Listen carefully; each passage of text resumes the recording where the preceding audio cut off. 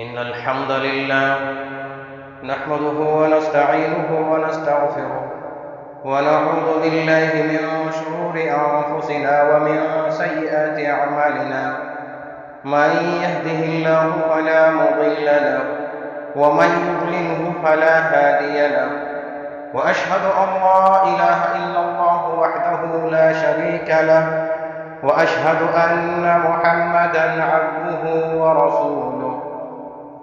يا أيها الذين آمنوا اتقوا الله حق تقاته ولا تموتن إلا وأنتم مسلمون. يا أيها الناس اتقوا ربكم الذي خلقكم من نفس واحدة وخلق منها زوجها وبث منهما رجالا كثيرا ونساء واتقوا الله الذي تساءلون به والأرحام إن الله كان عليكم رقيبا. يا أيها الذين آمنوا اتقوا الله وقولوا قولا سديدا يصلح لكم أعمالكم ويغفر لكم ذنوبكم ومن يطع الله ورسوله فقد فاز فوزا عظيما. أما بعد فإن خير الحديث كتاب الله وخير الهدي هدي محمد صلى الله عليه وسلم وشر الأمور محدثاتها وكل محدثة بدعة وكل بدعة ضلالة وكل ضلالة في النار. أعوذ بالله من الشيطان الرجيم. بسم الله الرحمن الرحيم. فكلوا مما رزقكم الله حلالا طيبا واشكروا نعمة الله إن كنتم إياه تعبدون. وقال النبي صلى الله عليه وسلم الصلاة نور. رواه مسلم. رب اشرح لي صدري ويسر لي أمري واحلل عقدة من لساني يفقهوا قولي رب زدني علما.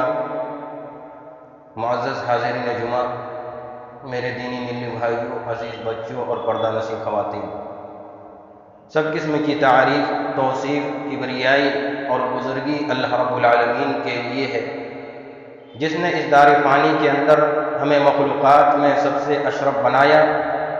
بعدہ درود و سلام نازل ہو تمام انبیاء کرام پر عموماً، خصوصاً ہمارے آخری نبی امام کائنات حضرت محمد مصطفیٰ صلی اللہ علیہ وسلم پر. اللہم صلی علی محمد وعلی آل محمد کما صلیت علی ابراہیم وعلی آل ابراہیم انک حمید مجید. اللہم بارک علی محمد وعلی آل محمد کما بارکت علی ابراہیم وعلی آل ابراہیم انک حمید مجید. حاضرین جمعہ، میرا موضوع سخن ہے ہماری عبادتیں بے اثر کیوں؟ یعنی اللہ رب العالمین نے جتنی بھی عبادتوں کا ہمیں حکم دیا ہے، ہر عبادت کے اندر کچھ نہ کچھ دنیاوی تاثیر بھی اللہ رب العالمین نے اس کے اندر رکھ دی ہے، اور اخروی تاثیر تو تمام احکامات کے اندر اللہ رب العالمین نے بیان کیا ہے. اس کا فائدہ ہمیں دنیا میں کیوں نظر نہیں آتا ہے؟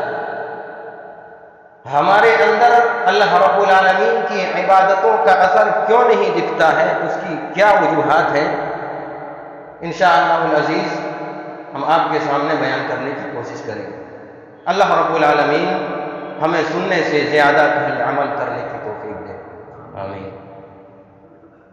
دیکھیے، اللہ رب العالمین کی عبادتوں میں ایک سب سے بڑی عبادت نماز ہے، اور متعدد احادیث کے اندر اور قرآنی آیات کے اندر اس کے تاثیرات، اس کے اثرات کو اللہ رب العالمین اور جناب محمد رسول اللہ صلی اللہ علیہ وسلم نے بیان کیا. سب سے پہلا اثر اور اس کی تاثیر اللہ کے رسول صلی اللہ علیہ وسلم بیان کرتے ہیں الصلاۃ نور، کہ نماز نور ہے۔ کیا مطلب؟ یعنی نماز نور ایمان ہے، ایمان کی روشنی ہے۔ جو بندہ نماز پڑھتا ہے اسے نور ایمان حاصل ہو جاتا ہے، ایمان کی روشنی اسے مل جاتی ہے، اور جب یہ نور ملتا ہے تو انسان کو غلط راستے سے یہ نور روکتا ہے۔ یہ ایمان کی روشنی انسان کو برائیوں سے روکتی ہے، یہ نور انسان کو غلط راستے میں جانے نہیں دیتا۔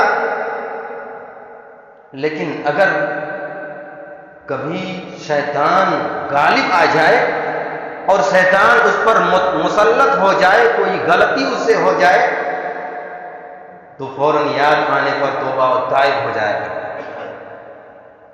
اللہ رب العالمین نے اسی بات کا تذکرہ کرتے ہوئے قرآن مجید میں بیان فرمایا، ان الذین اتقوا اذا مسهم طائف من الشیطان تذکروا واذا هم مبصرون،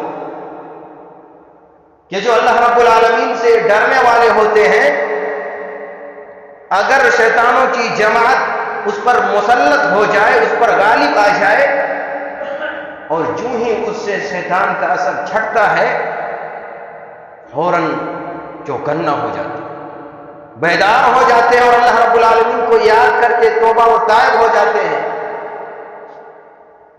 فَإِذَا هُمْ مُبْصِرُونَ، اور وہ بصیرت والے ہو جاتے ہیں، دل کی نگاہ سے دیکھتے ہیں کہ میں بھٹک چکا ہوں۔ تو نماز کی سب سے بڑی تاثیر یہ ہے کہ انسان کو نور مل جاتا ہے، اس سے برائیوں سے انسان رکتا ہے۔ لیکن ہم دیکھتے ہیں کہ ہم نماز پڑھتے بھی ہیں، اور جو ہی مسجد سے باہر نکلے فوراً برائیوں میں ملوث ہو جاتا ہے۔ کوئی کسی کی چغلی کر رہا ہے، کوئی کسی کی عزت کے اوپر حملہ کر رہا ہے، تو کوئی غلط کاری میں لگ گیا ہے، ہمیں نماز کا اثر ہمارے اندر نہیں ہوتا۔ اللہ رب العالمین نے ایک اور تاثیر بیان فرمائی، بلکہ اس آیت کریمہ میں دو تاثیرات کو اللہ رب العالمین نے اکٹھا کر دیا۔ ان الصلاۃ تنہی عن الفحشاء والمنکر، کہ یقیناً نماز بے حیائیوں سے روکتی ہے، چاہے وہ زبان کی فحش کلامی ہو، زبان کی بے حیائی ہو، یا آنکھوں کی بے حیائی ہو، یا اپنے اخلاق اور کردار کی بے حیائی ہو، تمام بے حیائیوں کو نماز روکتی ہے۔ اور آگے فرمایا، اور بری باتوں سے اور برے کاموں سے یہ نماز روکتی ہے۔ لیکن نماز ہم پڑھتے ہیں پھر بھی بے حیائی رکنے کا نام نہیں لیتی، نماز ہم پڑھتے ہیں برائیوں سے ہم رک نہیں پاتے، ہماری نماز کے اندر وہ تاثیر نہیں کہ ہم ان برائیوں سے اور نماز کے ذریعے سے ہم رک جائیں، نماز نہیں روک پاتے۔ اور یہ پچھلے زمانے میں نبی کریم صلی اللہ علیہ وسلم کے زمانے میں نماز کے اندر یہ تاثیرات تھی، اور آج بھی ہے اگر صحیح طور پر ادا کیا۔ اور یہی نہیں، اس نماز کی ایک اور تاثیر اللہ کے رسول صلی اللہ علیہ وسلم نے بیان فرمائی۔ کیا کہا؟ نماز انسان کے دلوں سے ٹینشن اور پریشانیوں کو دور کرتی ہے۔ نبی کریم صلی اللہ علیہ وسلم جب پریشان ہوتے تھے، جب آپ کو اطمینان نہیں ملتا، ابو داؤد کی روایت ہے، اللہ کے رسول صلی اللہ علیہ وسلم نماز کے لیے چلے جاتے۔ اذا حزبه امر فصلى، جب آپ کو کوئی پریشانی لاحق ہو جاتی، آپ فوراً نماز کو پڑھ لیتے، نماز جا کر کے ادا کرتے، اور آپ کی پریشانی دور ہو جاتی۔ آج ہم نماز بھی پڑھتے ہیں لیکن ہماری پریشانیاں دور نہیں ہوتی۔ اور یہی نہیں، بلکہ اللہ کے رسول صلی اللہ علیہ وسلم کو جب بے چینی ہوتی، تکلیف ہوتی، آپ حضرت بلال رضی اللہ تعالیٰ عنہ کو حکم دیتے تھے اور کہتے، یا بلال اقیم الصلاۃ ارحنا بہا، اے بلال اذان دو، اقامت کہو، اور اس کے ذریعہ سے ہمیں راحت پہنچاؤ، ہمیں اطمینان پہنچاؤ۔ کیا ماجرا تھا اللہ کے رسول صلی اللہ علیہ وسلم کہ پریشانی ہوتی، بلال کو حکم دیتے اذان دو، نماز پڑھ لی جائے اور اس سے اطمینان حاصل ہو جائے۔ لیکن آج ہم نماز بھی پڑھتے ہیں، ہمیں اطمینان نہیں ملتا، ہمیں سکون نہیں ملتا۔ کیا وجہ ہے؟ بلکہ کہا جائے ہمارا حال یہ ہو چکا ہے جیسا کہ شاعر کہتا ہے کہ جو سر بسجدہ ہوا زمین پر، جو سر بسجدہ ہوا زمین پر تو زمین سے آنے لگی صدا، تیرا دل تو ہے صنم آسنا، تجھے کیا ملے گا نماز میں۔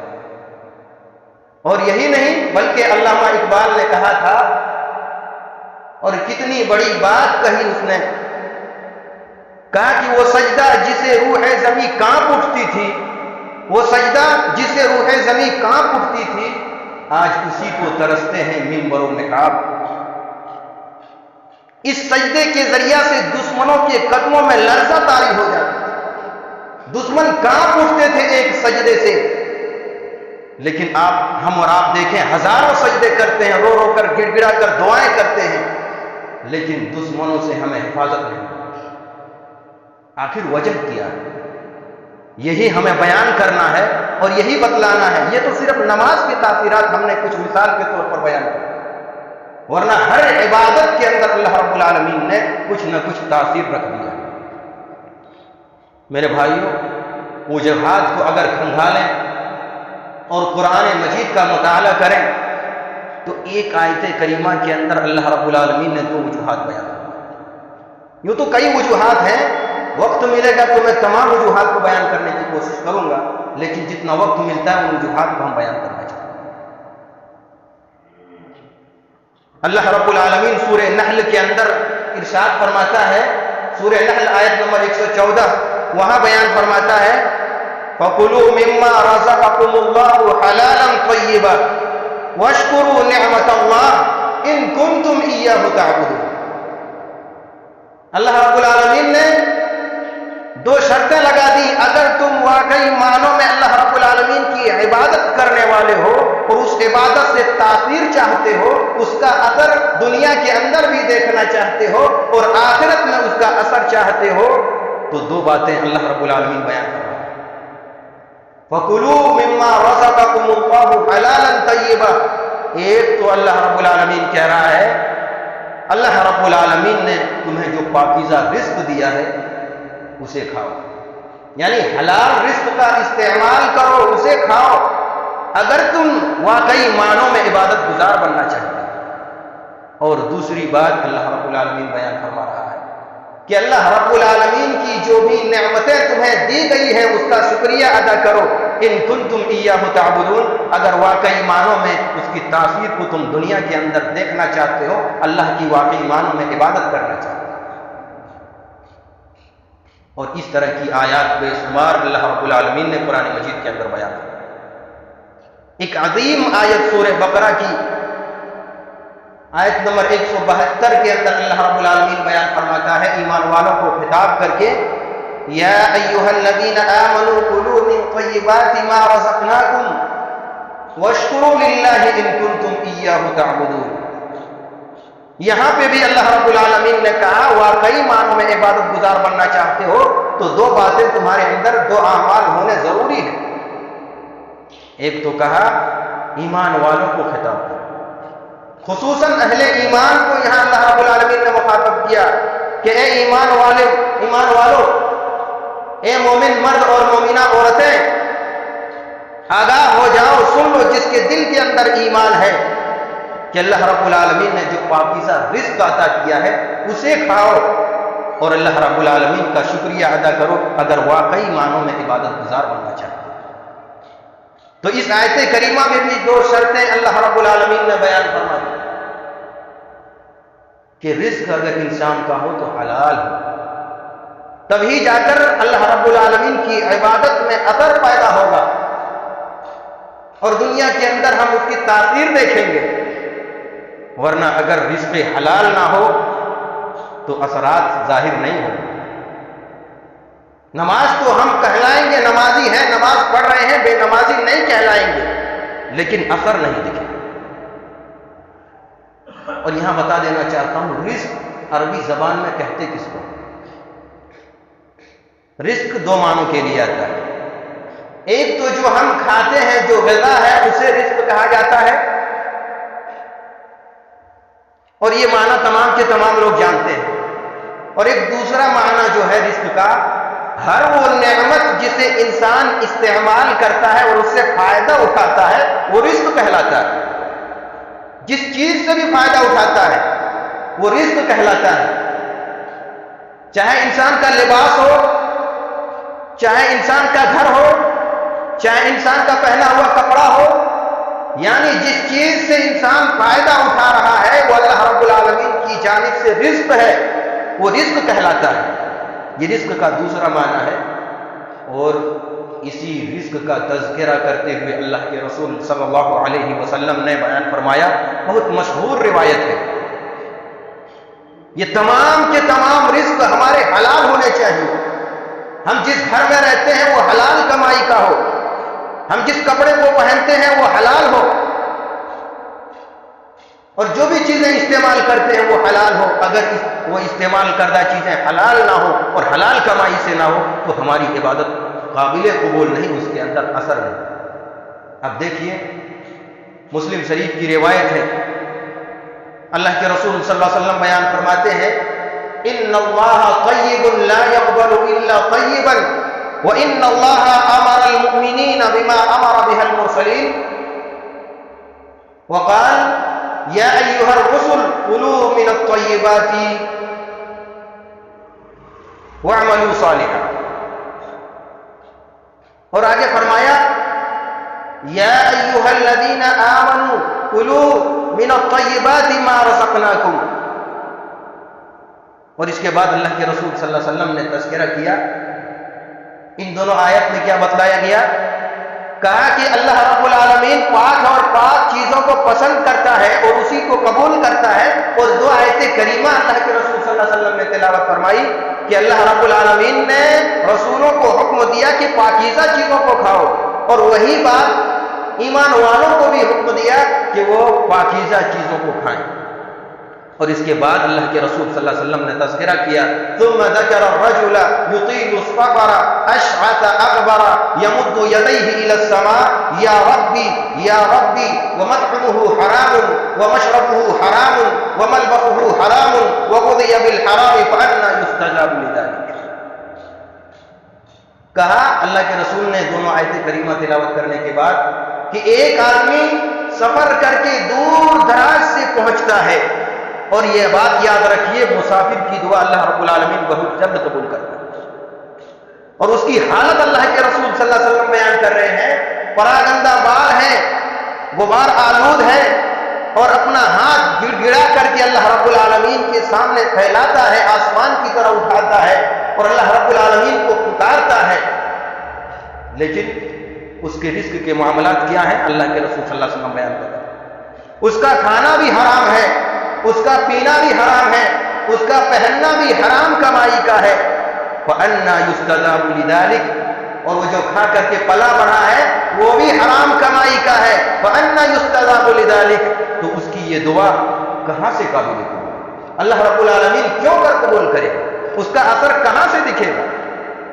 تو پتہ چلا جو رزق ہے اور جو استعمال ہم کرتے ہیں اس کا اگر صحیح حلال اور حلال کمائی نہ ہو اور حلال طریقہ نہ ہو تو یاد رکھیے ہماری عبادتوں کے اندر اثر نہیں دکھے گا۔ اور ایک بات یہاں واضح کر دینا چاہتا ہوں، اگر انسان حلال کماتا ہے لیکن حلال غذا کو استعمال نہیں کرتا، حلال چیزوں کو کھاتا نہیں، تو بھی اس کی عبادتوں کے اندر اثر نہیں ہوتا۔ مثلا آدمی حلال ذریعے سے کما لیتا ہے، مزدوری کر کے کما لیتا ہے، لیکن کھاتا ہے حرام چیزوں کو، شراب نوشی کرتا ہے یا اور دیگر چیزیں، جو چیزیں اللہ رب العالمین نے حرام قرار دی ہیں ان چیزوں کا استعمال کرتا ہے، تو پیٹ کے اندر تو حرام ہے اور حلال چیزوں کی تمنا اللہ رب العالمین سے کر رہا ہے۔ کہاں سے اللہ رب العالمین نے؟ تو کھانا بھی حلال ہو، کمائی بھی حلال ہو، تبھی جا کر کے ہماری عبادتوں کے اندر اثر پیدا ہو۔ اور ایک دوسری وجہ جو اللہ رب العالمین نے اس آیت کریمہ کے اندر بیان فرما دی وہ ہے اللہ رب العالمین کا شکر گزار بننا۔ شکریہ کے اندر دو چیزیں ہیں، انسان کو اللہ رب العالمین نے جو نعمت نعمت دی ہے اور موجود ہے اس نعمت کو یاد کر کے اللہ رب العالمین کا شکریہ ادا کرے۔ اللہ رب العالمین بیان فرماتا ہے وَاذْكُرُوا نِعْمَةَ اللَّهِ عَلَيْكُمْ، تم اللہ رب العالمین کی نعمتوں کا شکریہ ادا کرو جو اللہ رب العالمین نے تم پر نعمتیں عطا کی ہیں۔ انسان اس نعمت کو حقیر سمجھتا ہے، اس کو یوں ہی سمجھتا ہے کہ ہم محنت کر رہے ہیں، اللہ رب العالمین عطا کر رہا ہے۔ واقعی معنوں میں اللہ رب العالمین نے ہمیں محنت کرنے کی طاقت دی ہے، لیکن ہم کتنوں محنت کر لیں اگر اللہ نہ دینا چاہے تو ہمیں وہ چیز حاصل نہیں ہو سکتی۔ لہذا جو بھی نعمت ہے اس نعمت کا ہمیں شکریہ ادا کرنا چاہیے۔ اللہ کہتا ہے ان کنتم ایاہ تعبدون، اگر تم واقعی معنوں میں اس کی تاثیر کو، اس کا اثر دیکھنا چاہتے ہو دنیا کے اندر تو اللہ کا شکر گزار ہو۔ اور ایک دوسری بات جو شکر کے اندر ہے، انسان اپنی نعمتوں کو دیکھے، وہیں پر اس پر یہ لازم ہوتا ہے کہ اپنے سے بڑے لوگوں کو نہ دیکھے، مال میں، دولت میں، شہرت میں، عہدے میں جو اپنے سے بڑے ہوں ان کو نہ دیکھے۔ اگر اس کو انسان دیکھے گا تو جو کچھ نعمتیں اللہ رب العالمین نے اسے عطا کی ہیں ان کا شکریہ ادا نہیں کرے گا، بلکہ یہ کہے گا کہ ہمیں تو اللہ نے کچھ نہیں دیا ہے، ہمارے پاس کیا ہے؟ کچھ بھی نہیں، ہم محنت کرتے ہیں تب دو روٹی مل پاتی ہے، اور اللہ رب العالمین کا ناشکرہ بن جاتا ہے۔ بلکہ اپنے سے نچلے طبقے کو دیکھنے کا حکم دیا گیا، کہا کہ تم اپنے سے نیچے دیکھو کہ وہ کتنے پریشان حال ہے، ہمیں تو روٹی بھی مل جاتی ہے، مکان بھی مل جاتا ہے اور اطمینان بھی ہمیں نصیب ہو جاتا ہے۔ نیچے والوں کو دیکھو جنہیں نہ مکان ہے، جنہیں دو روٹی پانے کے لیے محنت و مشقت کرنی پڑتی ہے۔ اللہ کے رسول صلی اللہ علیہ وسلم اسی بات کو بیان کرتے ہوئے بیان فرمایا، مسلم کی روایت ہے، اللہ کے رسول بیان کرتے ہیں انظروا الی من هو اسفل منکم ولا تنظروا الی من هو فوقکم وهو اجدر الا تزدروا نعمت اللہ علیکم، کہا کہ اپنے سے نچلے لوگوں کو دیکھو، یہ دنیاوی معاملات میں اپنے سے نچلے لوگوں کو دیکھو، اپنے سے اوپر والوں کو نہ دیکھو، یہی تمہارے لیے زیادہ مناسب ہے اور زیادہ بہتر ہے۔ اگر تم اوپر والے کو دیکھو گے تو اللہ رب العالمین کا شکریہ ادا نہیں کرو گے، لیکن اگر اپنے سے نیچے طبقے کے لوگوں کو دیکھو گے تو تم اللہ رب العالمین کی نعمتوں کا شکریہ ادا کرو گے، ناشکرہ نہ بنو گے۔ اور جب ناشکرہ نہیں بنو گے، ان کنتم ایاہ تعبدون، اللہ کہہ رہا ہے اگر تم واقعی معنوں میں عبادت گزار بننا چاہتے ہو، اثر دیکھنا چاہتے ہو تو شکر گزاری کر کے اس کا اثر تم دنیا کے اندر دیکھ سکتے۔ وقت نہیں ہے کہ اور باتیں بتاؤں، لیکن انشاءاللہ العزیز اسی موضوع کی باتیں آئندہ جمعہ میں آپ کے سامنے رکھنے کی کوشش کروں گا۔ اللہ رب العالمین سے دعا کروں کہ اللہ رب العالمین ہمیں ہمیشہ پاکیزہ اور حلال چیزوں کے استعمال کرنے کی تو ہمیں توفیق دے، اور اللہ رب العالمین تو ہمیں شکر گزار بندہ بنا دے۔